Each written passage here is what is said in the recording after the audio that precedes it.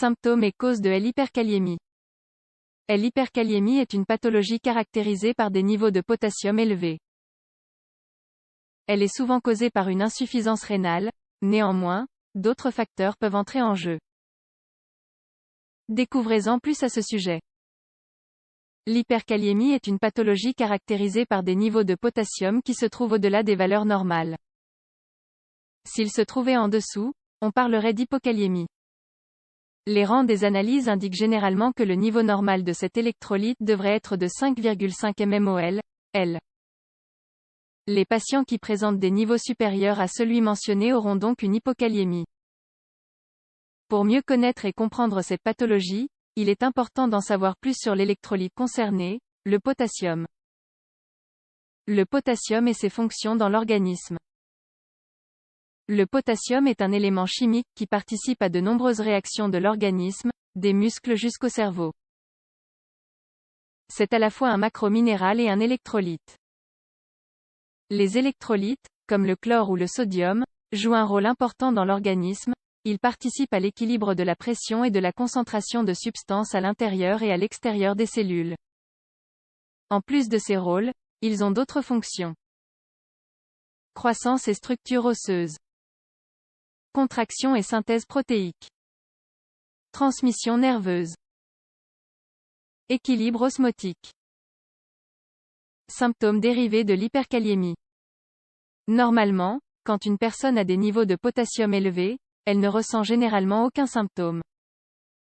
C'est pour cela que la majorité des cas d'hyperkaliémie passent inaperçus. Il arrive cependant que différents signes apparaissent. Cela dépendra de la gravité de l'hyperkaliémie et de la rapidité de son apparition. Les premiers symptômes qui apparaissent sont souvent liés à l'activité musculaire. Ainsi, un patient peut ressentir des fourmillements, une faiblesse musculaire ou des tremblements au niveau des extrémités. Il est également commun de voir se développer une paresthésie au niveau des doigts des mains et des pieds. La paresthésie est une sensation anormale de picotement et de chaleur ou de froid sur la peau. Dans les cas les plus graves, le patient peut avoir d'autres symptômes qui affectent l'activité du cœur, comme des arythmies cardiaques. Pourquoi? Parce que le potassium est nécessaire au bon fonctionnement du cœur. Une hyperkaliémie, pour résumer, va donc affecter de nombreux systèmes de l'organisme et constitue un danger. Cause de l'hyperkaliémie. La cause la plus commune d'hyperkaliémie est une insuffisance rénale. Dans cette situation, les reins n'excrètent pas correctement le potassium, ce qui fait que cet électrolyte augmente dans le sang. Néanmoins, d'autres facteurs contribuent au développement de cette pathologie, comme augmenter la consommation d'aliments riches en potassium. Cela a tendance à contribuer, mais il est très rare qu'un excès de ces aliments provoque un cadre d'hyperkaliémie. Effets adverses de médicaments. Certains médicaments affectent la fonction rénale. Acidose métabolique. Traitement. Le médecin indiquera un traitement dans le but de diminuer les niveaux de ce minéral. Pour cela, il se concentrera sur la cause qui a déclenché l'hyperkaliémie. Différents traitements seront prescrits en fonction de la gravité de l'hyperkaliémie. Ainsi, on recommandera à un patient avec une augmentation modérée des niveaux de potassium de prendre des médicaments échangeurs de potassium ou diurétiques.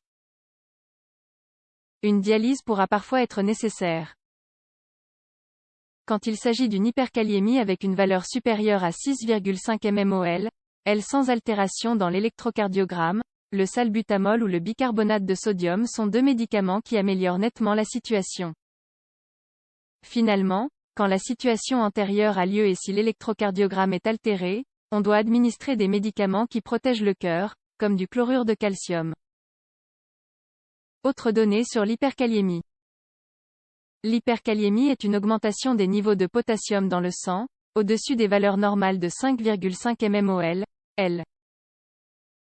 Normalement, sa cause principale est un mauvais fonctionnement des reins.